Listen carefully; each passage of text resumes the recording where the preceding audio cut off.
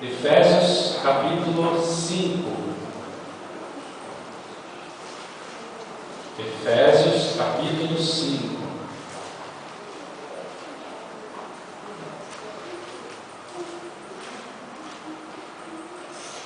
Amém? Todos acharam? Versículo 10. Diz assim: provando sempre o que é agradável ao Senhor. Nós podemos repetir isso todos juntos? Não sei se a tua tradução está diferente, mas é uma frase bem curta.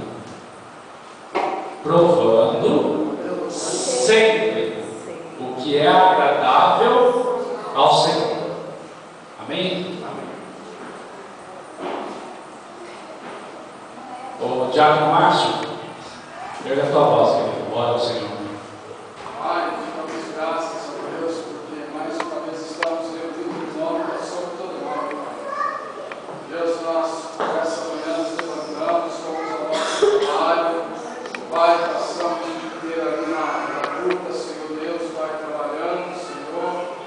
Deus, aqueles que ainda não trabalham, mas na escola, Senhor Deus, estão com dificuldades, ó Pai. E uns ali não têm tempo nem para louvar, não têm tempo nem para, Senhor Deus, preparar algo para Ti, Senhor Deus, mas pelo menos em pensamento, Senhor Deus, alguma coisa. Deus, o Senhor precisa falar comigo, o Senhor precisa ministrar algo para a minha vida hoje. Talvez para mim hoje seria o último dia, Senhor, não sei. Pai, em nome de Jesus, nós vencemos mais um dia, estamos na casa de Deus para louvar o Teu nome, Pai.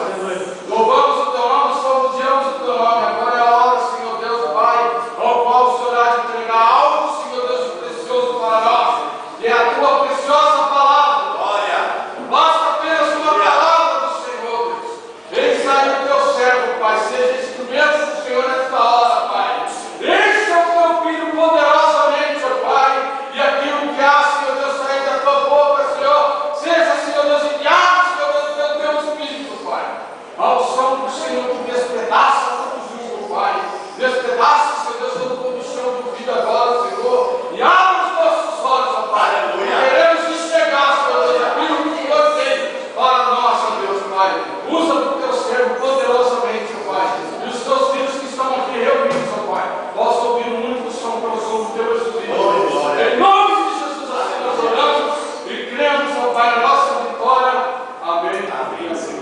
Glória a Deus. Meus irmãos, pode se assentar. Glória a Deus. Queridos, essa palavra, na nova versão internacional, a outra tradução, diz assim: e aprendam a discernir o que é agradável ao Senhor. Esse provando, no original grego, é uma palavra que eu não sei falar o nome dela, mas segundo a sua tradução significa examinar, significa provar. E eu coloquei o tema de hoje nessa mensagem como discernindo o que agrada ao Senhor. Meus amados, há um tempo atrás, algumas semanas atrás, eu tive a oportunidade de ministrar no mundo de jovens aqui no sábado, e eu ministrei sobre agradar a Deus. Quem estava aqui? Quem lembra? Só quem? Ah, Silvia. Tinha mais gente aqui, o pessoal não lembra que prega, né? Mas naquela ocasião eu dizia que Deus havia me incomodado em relação a descobrir o que agrada a Ele, a descobrir o que agrada a Deus. Isso, meus irmãos, se chama relacionamento. Relacionamento com Deus. Nós temos relacionamento com o ser humano, com os homens, um relacionamento com a sociedade, e nós não conseguimos fugir disso. Todo aquele que tenta fugir de relacionamento, ele entra em depressão, ele se isola e vai se definhando. O ser humano foi criado para se relacionar. Meus amados, como é difícil se relacionar. Relacionamento é algo que eu tenho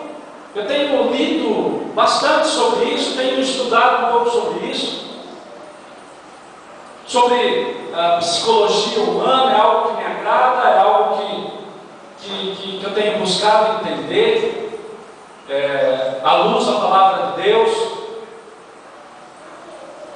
E o que mais tenta o ser humano, o que mais, talvez seja o maior desafio do ser humano, é se relacionar bem. Porque nós somos pessoas diferentes, nós temos temperamentos diferentes, nós temos personalidades diferentes, fomos criados de formas diferentes. Imaginem aqui, cada um teve uma cultura, cada um foi criado debaixo de uma cultura familiar, que herdou dos pais, dos avós. Alguns foram criados com mais rigidez, outros nem tanto. O certo, meus irmãos, é que nós somos diferentes. E nós somos desafiados a cada dia a convivermos juntos, a nos relacionarmos. Você imagine só um casamento, um homem e uma mulher que tiveram criações diferentes, são desafiados a conviver juntos debaixo do mesmo teto. E mais, construir um futuro junto. Aí você imagina. Por isso que durante o namoro, é tudo uma mil maravilhas. É maravilhoso. Porque quando começa a discussão, quando começa ali o atrito, cada um vai para sua casa. E ali esfria a cabeça, e no outro dia já nem lembra mais aquilo. Mas quando nós nos casamos, não tem mais como. O máximo é dormir na sala. O máximo. É difícil. É difícil. E às vezes você pega a minha esposa num dia complicado e não tem muita conversa. Na mulherada. Não tem muita conversa. É aquilo e aquilo, pronto, acabou. Não dá muito para discutir. Daniel está achando que dá risada lá atrás, porque Deus está falando com ele.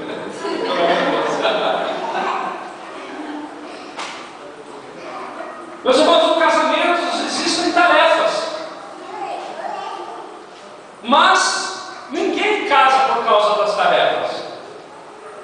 Alguém aqui casou por causa das tarefas? Eu vou casar porque o fato de ter que sustentar a casa, isso me atrai, eu gosto disso.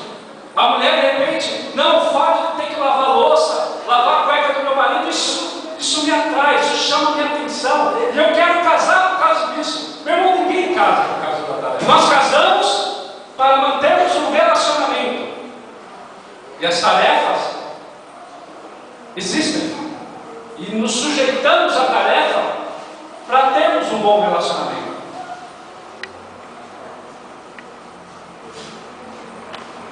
Amados, o que me intriga no relacionamento, meu irmão, é o fato de nós procurarmos a todo tempo agradar um ao outro. Isso não é fácil. Na maior parte do tempo, nós passamos tentando não desagradar, o que já é, digamos aí, uma missão já bem difícil, não desagradar o outro. Mas o relacionamento, meu irmão, ele não consiste nisso, somente nisso. Uma vida a dois, uma vida familiar, uma vida na igreja, ela não consiste somente em não desagradar o outro, mas consiste também em agradar o outro, que é algo bem diferente. Eu posso de repente não desagradar você, mas também não fazer nada na minha vida para te agradar. Ficamos no 0 a 0. Isso não é bom para um convívio, não é bom para um relacionamento. E o problema, meu irmão, é quando achamos que estamos agradando alguém.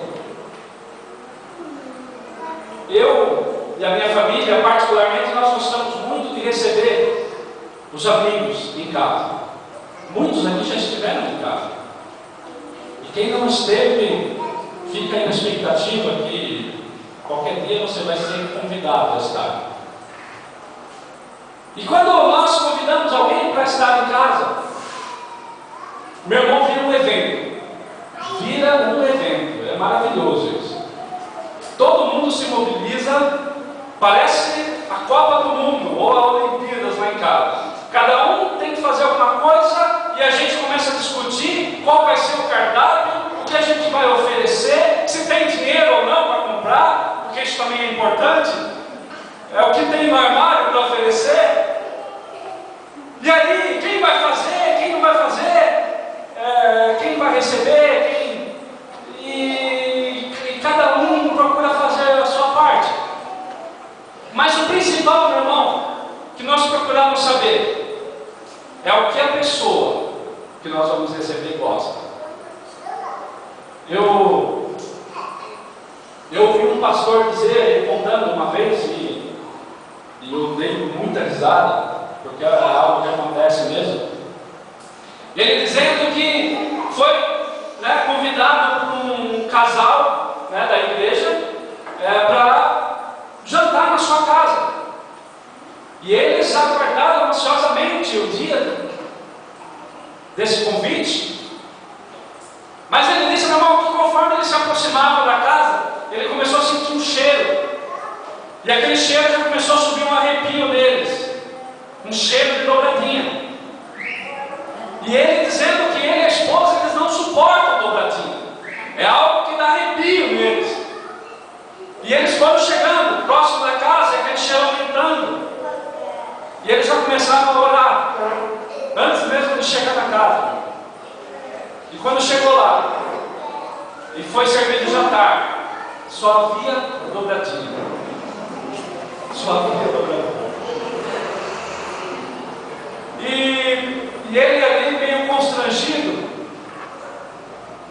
comentou, irmã, de repente não sobrou nada do almoço.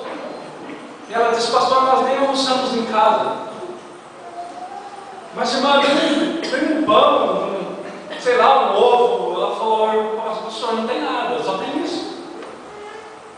E a esposa dele olhou e falou, amor, eu não consigo.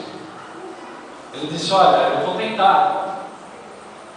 E ele termina dizendo que até estava engolível para ele. Eu particularmente eu amo dobradinha, eu adoro dobradinha. Mas é um prato, vamos dizer assim, exótico, né? Diferente. Não se come dobradinha todo dia. Não é todo mundo tem gente já fazendo careta. Marca bem, viu? Quem não gosta de dobradinha para beber dobradinha, né? É bucho. É mais popular bucho. E isso causou um constrangimento, meu irmão. Porque a família achando que estava agradando, que estava abafando. Eu creio, meu irmão, que essa família fez aquela dobradinha, talvez a melhor que ela tivesse feito na vida dela. Tentando agradar. Talvez tenha gastado ali uma grana legal para colocar ali todos os ingredientes. Pensando que iria agradar, pensando que iria satisfazer a expectativa daquele amigo, daquela amiga. E não foi isso que aconteceu, meu irmão, causou um constrangimento terrível. Um outro amigo meu dizendo que uma vez ele foi na casa também, isso acontece com gente incrível. Foi na casa de uma irmã também, e essa irmã colocou no prato dele lá um doce. E era um doce que ele não gostava nada, nem um pouco do doce. E aí ele disse que ele não sabe como, mas ele conseguiu fazer com que o doce parasse dentro da bolsa daquela mulher. E aí a mulher olhou e viu, você gostou do doce? Toma mais um.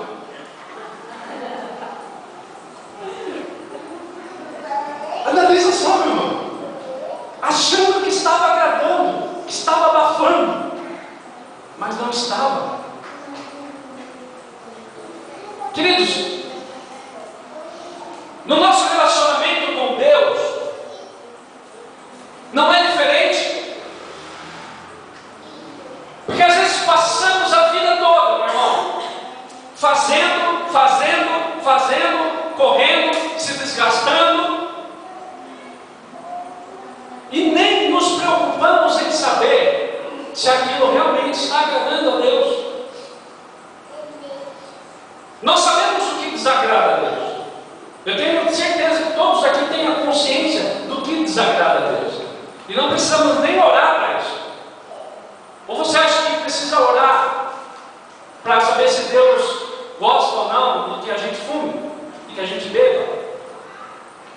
de que a gente roube, minta, não precisa nem orar, a gente sabe. Mas o desafio nosso, meu irmão, é saber o que agrada a Deus, o que move o coração de Deus. É algo particular de cada um. Eu começo a olhar para a minha vida, nesse meu pouco tempo de conversão, mas foram poucos anos vivido intensamente. E quantas coisas eu fiz achando que estava agradando a Deus, mas não estava. Às vezes, meu amado, você faz o que agrada a você. Às vezes nós fazemos o que agrada a nós, o que satisfaz o nosso desejo. E às vezes não agrada a Deus. O que eu quero que você entenda é que não é somente desagradar e agradar. Há um espaço nesse meio. Agradar a Deus é aquilo que entristece o coração de Deus. E quando não desagradamos a Deus, não fazemos mais do que nossa obrigação. Mas o que agrada a Deus, meu irmão, é algo que nós precisamos entender e buscar diante de Deus. Amém?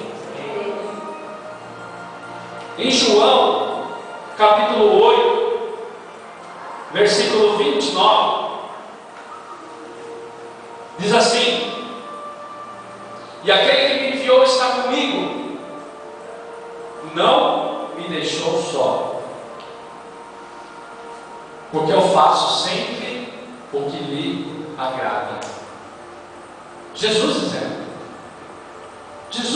isso, dizendo que ele fazia o tempo todo o que agradava a Deus. E nós podemos também, meu irmão, fazer isso. Jesus bateu de frente com religiosidade, bateu de frente com homens religiosos que faziam, aconteciam, mas não agradavam a Deus. E todos tinham no seu coração a consciência, talvez uma consciência mentirosa, talvez uma consciência falsa, de que estava agradando a Deus. Mas eram homens que não se preocupavam em perguntar para Deus se estava agradando a Ele. E de repente Jesus chega e começa a propor parábolas, e começa a confrontar criações, começam a confrontar tradições, em busca de transformar o coração do homem em um coração que buscava agradar a Deus. Esse é um desafio para nós, como igreja. Esse é um desafio para nós, como homens e mulheres de Deus. Ter intimidade com Deus, ter tempos de particularidade com Deus, momentos que você vai colocar toda a tua vida diante de Deus e perguntar a Deus: o que eu faço? Está te agradando? Muitas pessoas, meus irmãos, não fazem isso porque tem medo da resposta de Deus, ou porque já sabe, meio que ali no fundo, qual é a resposta de Deus. Mas Deus nos quer, meu irmão. Deus quer de nós uma particularidade com Ele. Deus quer nos ensinar, Deus quer nos conduzir ao centro da tua vontade. Esse é o alvo da igreja, esse é o alvo do cristão, esse é o alvo daquele que é cheio do Espírito Santo, estar no centro da vontade de Deus. Agora, o centro da vontade de Deus, meu irmão, muitas vezes vai confrontar com a tua vontade. Eu, por exemplo, não vontade de rir. Mas eu queria ser cantor. Eu disse que não bateria. Eu tentei, eu fiz até aula de canto. E eu falava, não, Deus quer que eu seja levita. Deus quer que eu seja aqui no ministério de louvor. E aquilo queimava no meu coração. E eu busquei, e às vezes eu tinha umas decepções. Alguém chegava e falava para mim assim, irmão, não é melhor você... eu já entendia, não sabia o que eu estava fazendo. E aquilo muitas vezes causou decepção em mim. Mas um dia eu cheguei e falei, Deus, o que realmente o Senhor quer de mim? Se o Senhor quer que eu seja um levita, me dá o dom, me ajuda. Eu tenho me esforçado, mas eu tenho hoje, meu irmão, a certeza de que não é esse o propósito de Deus comigo. Isso não me impede, meu irmão, de repente vir aqui cantar, de vez em quando louvar a Deus. Mas não é isso que agrada a Deus. Não é esse o propósito de Deus para a minha vida. E talvez você, meu irmão, esteja aí nessa noite sem saber qual é o propósito de Deus para a tua vida. Propósito ministerial, propósito em relação à obra externa. Talvez a tua vontade seja uma, mas de repente a vontade de Deus é outra. E eu posso te dizer com toda clareza e com toda certeza que a vontade de Deus é a melhor para nós. Amém? Glória a Deus. Eu fugi totalmente aqui do meu esboço. Mas alguns versículos que falam em agradar a Deus. Romanos capítulo 8, versículo 8. Diz assim, portanto, os que estão na carne não podem agradar a Deus. Quer agradar a Deus, meu irmão? Procure andar espírito. Luta contra a vontade da tua carne. Eu posso te garantir, meu irmão, que quando Deus vê um filho seu, pecador, falho, mas que se humilha diante dele e fala, Deus, eu preciso ser diferente, eu quero ser diferente. Meus irmãos, a chance de você mostrar a Deus que você é fiel a Ele é quando você tem a oportunidade de ser infiel. A chance de você mostrar a Deus, meu irmão, que você não quer mais mentir é quando você tem a oportunidade e talvez até a necessidade humana, social, de mentir. A chance que você tem de mostrar que você ama a Deus é quando você é colocado em situações que a circunstância leva você a negar o Senhor. Aqueles que estão na carne não agradam a Deus. Colossenses capítulo 1, versículo 10, abra lá comigo, meu irmão.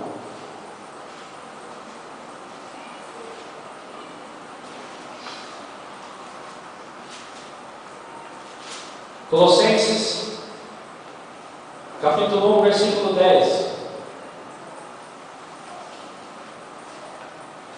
Diz assim: a fim de viver de modo digno do Senhor, para o seu inteiro agrado. Repita comigo: inteiro agrado.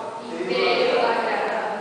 Frutificando em toda boa obra e crescendo no pleno conhecimento de Deus. Deus quer se revelar agora. Talvez você esteja mas eu já conheço a Deus. Eu já tive experiências com Deus. Mas eu posso te garantir que quanto mais você buscar conhecer a Deus, mais Ele vai se revelar a você. E isso, meu irmão, move o coração de Deus. Quando nós não nos conformamos com a nossa estatura espiritual, mas vamos crescer na graça e no conhecimento de Deus. Essa é uma exortação à igreja. Igreja, saia do seu comodismo espiritual. Busca crescer na graça, no favor merecido de Deus. Mas busque crescer também no conhecimento de Deus. Não se conforme somente com aquilo que você vem de quarta, de domingo buscar, em conhecimento da palavra de Deus. Mas, meu irmão, se aprofunde, busque. Deus ministra na vida da gente, se você der liberdade, o tempo todo. O tempo todo. Busque esse crescimento. Não se conforme com a sua estatura espiritual, meu irmão. Há pessoas na igreja que estão há 30 anos e ainda são meninos na fé. Ainda não cresceram no conhecimento de Deus. Talvez um pouco até por culpa de líderes, mas muito mais culpa do comodismo das pessoas. Pessoas que gostam muito até de barulho, meu irmão.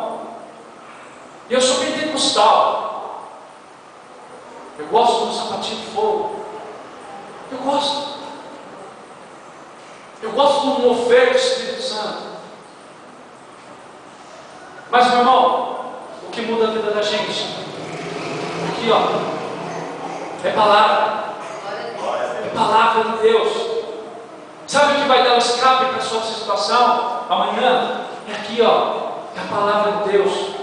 A saída para o teu problema está aqui, ó. A palavra de Deus. O que vai fazer você crescer é a palavra de Deus. Precisamos oferecer, meus irmãos, a Deus culto racional. Culto racional. Precisamos entender o que está sendo ministrado. Precisamos buscar entender o que está sendo ministrado, para colocar em prática na nossa vida. Não ser levados a emoções, a qualquer vento de doutrina, por falta de conhecimento. O povo de Deus é destruído porque lhe falta conhecimento, porque lhe falta entendimento, porque não busca entendimento. Escola Bíblica Dominical é uma tristeza, né? Acordar domingo de manhã. Mas cada vez, meu irmão, que nós nos sacrificamos, porque sacrificar é isso. Sacrificar é dar a Deus. É dar aquilo que nós mais gostamos a Deus. Isso é sacrificar a Deus. Isso é oferecer oferta ao Senhor, oferta de sacrifício ao Senhor. Amém, queridos? Glória a Deus. Glórias ao Senhor.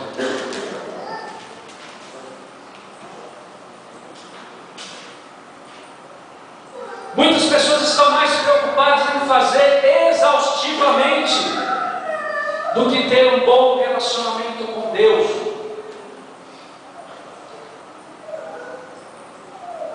Eu estava no sábado retrasado, que foi o último culto das crianças aqui, acho que foi sábado retrasado. Eu estava conversando com o obreiro Daniel ali na frente, que é o obreiro Wagner. E enquanto as crianças estavam aqui, nós estávamos conversando ali.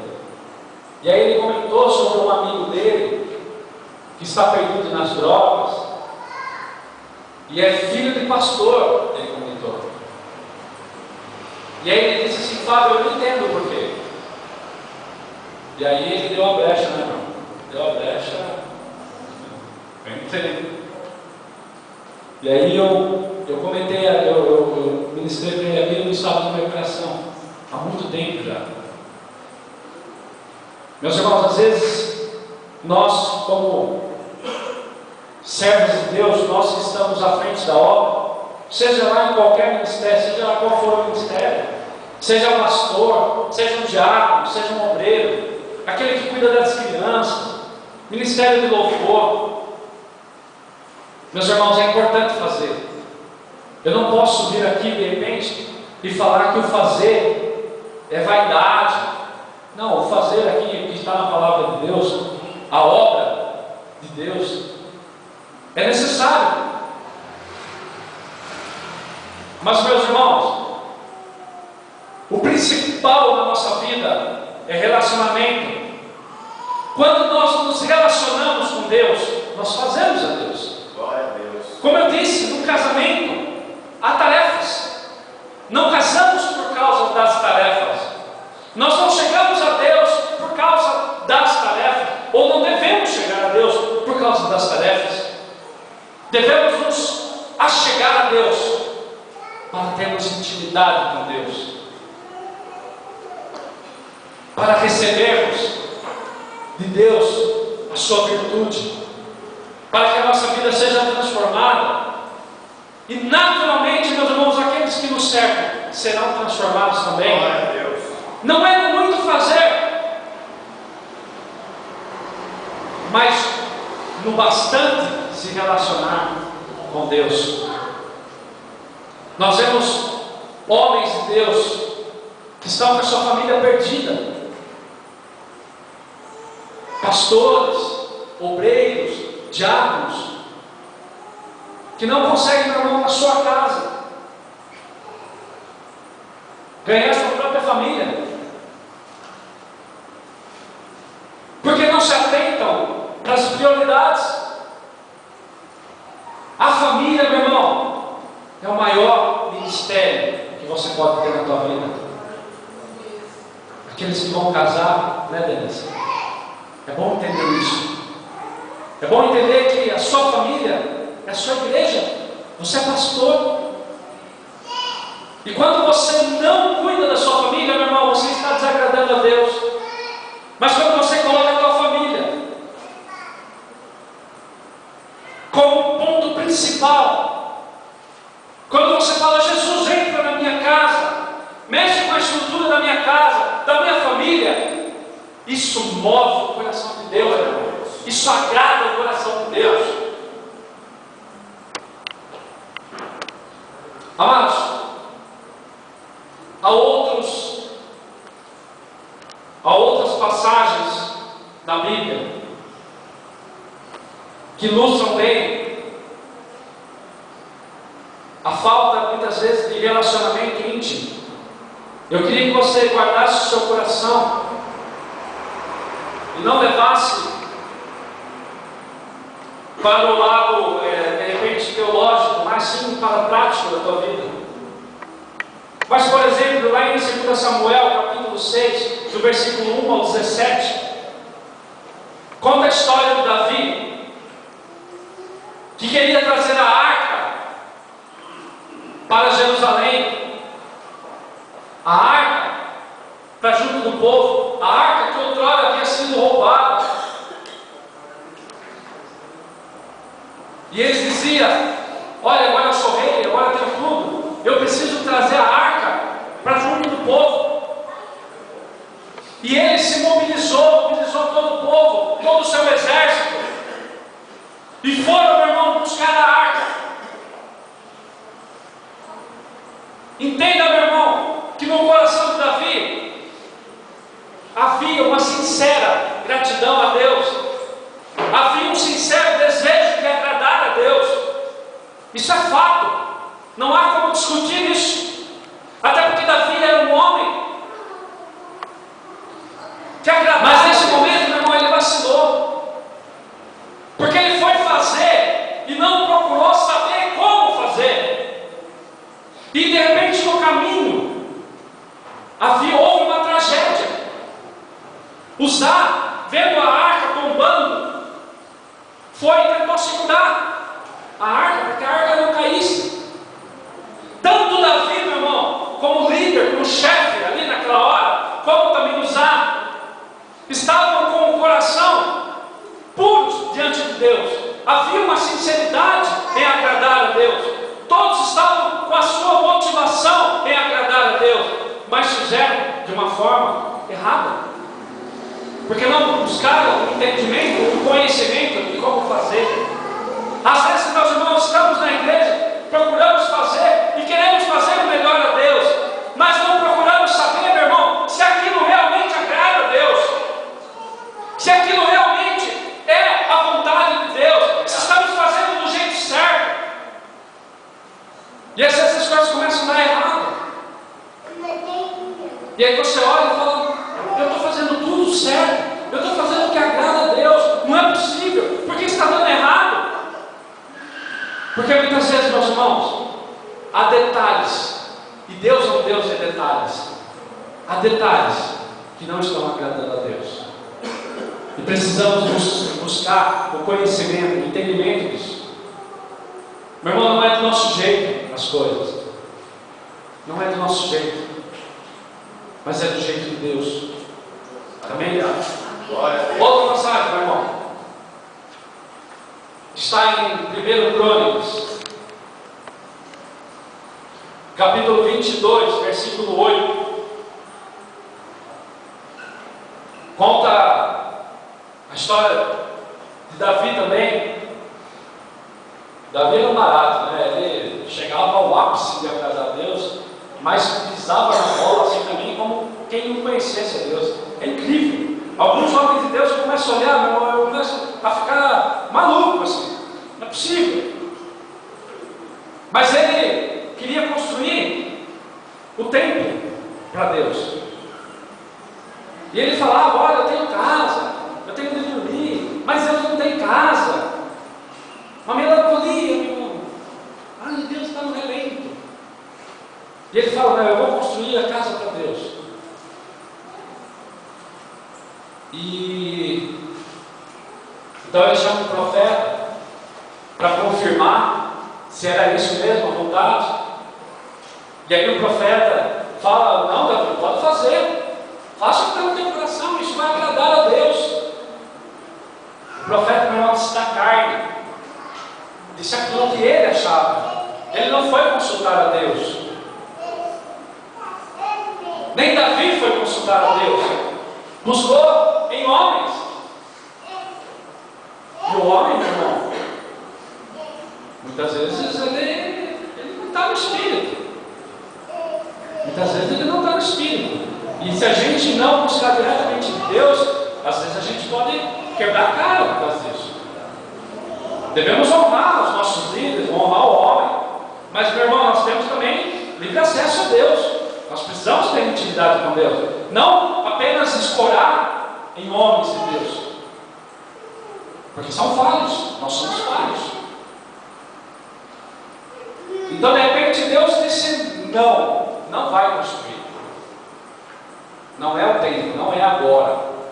Olha, Davi, você derramou muito sangue você levantou a mão, você fez muitas guerras, e o meu templo não vai ser construído por mãos assim. E esse templo foi construído mais tarde, pelo filho de Davi. Sabe o que eu quero dizer, meu irmão? Que há um tempo para todas as coisas, e não é no nosso tempo, é no tempo de Deus.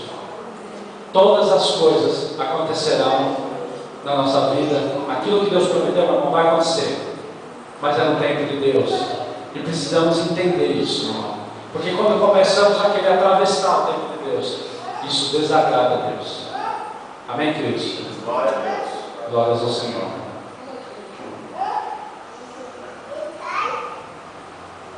Não podemos rejeitar o fazer no reino de Deus, mas temos que entender que todo fazer tem que estar conectado com Deus. Toda obra passará pelo teste do fogo, e muitas coisas que julgamos ser indispensáveis serão consumidas. E só aquilo que realmente tem valor passará e resistirá ao fogo. Abra lá 1 Coríntios, para a gente terminar. 1 Coríntios capítulo 3.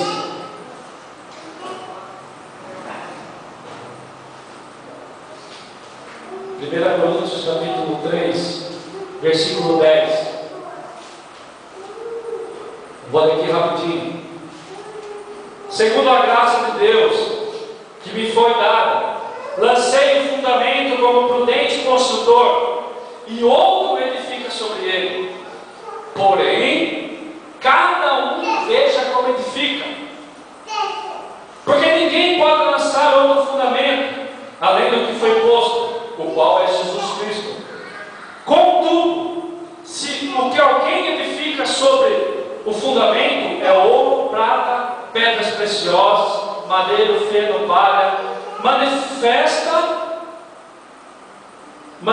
se tornará a obra de cada um, pois o dia a demonstrará, porque está sendo revelada pelo fogo, e qual seja a obra de cada um, o próprio fogo provará. Se permanecer a obra de alguém que sobre o fundamento edificou, esse receberá galardão. Se a obra de alguém se queimar, sofrerá ele dano, mas esse mesmo será salvo, todavia, como que através do fogo. O apóstolo Paulo, meu irmão, está dizendo assim: olha, o fundamento está posto, o alicerce está feito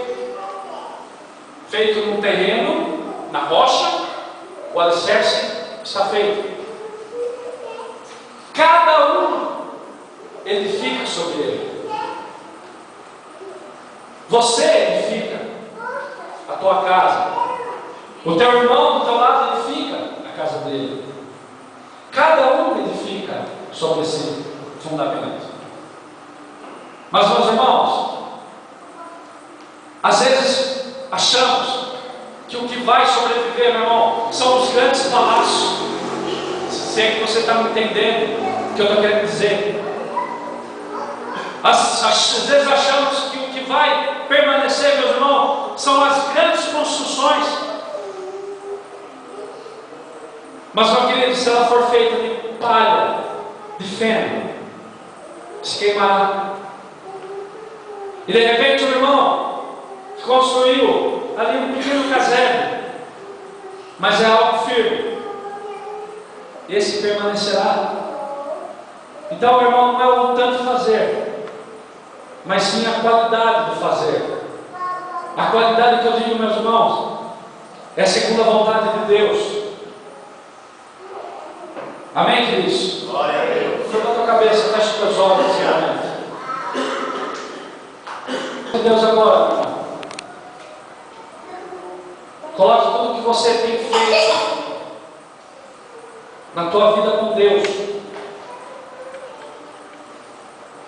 Comece a perguntar para Deus, meu irmão,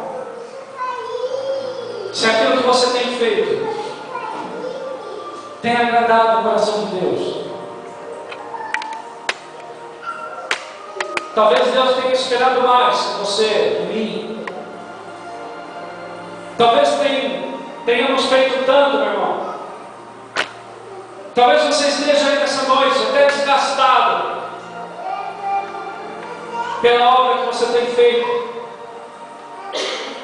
Mas, meu querido, eu quero que você coloque diante de Deus isso, para saber, meu irmão, se isso, do que tem sido consumido isso. Porque, meu irmão, virá o fogo, e aquilo que permanecer, meu irmão, é o que tem valor. Não é o tanto fazer, mas é o fazer agradando a Deus. Nós estamos há poucos dias de um novo tempo na nossa vida. Eu não tenho dúvida nenhuma, meu irmão, que essa Páscoa será um marco na igreja da Cidade Nova. Eu tenho total convicção. Talvez eu seja até repetitivo, mas eu quero ser repetitivo, meu irmão, porque eu tenho certeza absoluta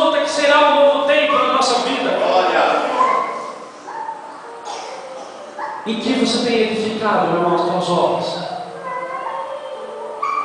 Sobre qual fundamento você tem erguido as suas paredes?